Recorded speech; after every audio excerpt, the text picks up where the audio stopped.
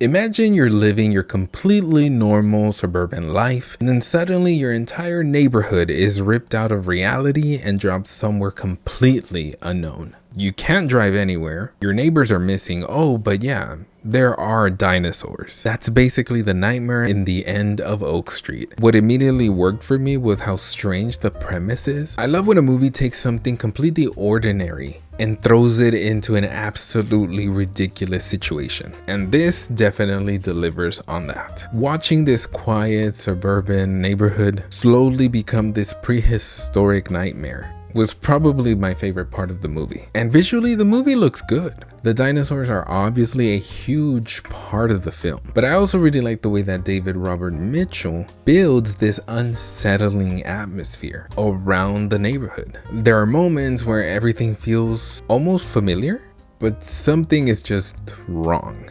That gave the movie the weirdness that kept me interested. Anne Hathaway and Ewan McGregor are so good in this. They're a big part of why this movie works. I believe them as husband and wife. And I like how the movie balances the dinosaurs and the people that are dealing with them underneath all this chaos. Yes, there are dinosaurs, but they're also having issues. There is a genuine emotional story about a family trying to stay together when everything they thought was stable has basically disappeared. But this is also where I think the movie loses me a little bit. I really wanted the story to go further with some of its ideas. The setup is so interesting that there were moments where I was waiting for the movie to surprise me or really dig into the weirdness that was happening. Instead, some of the explanations and character decisions left me thinking, what?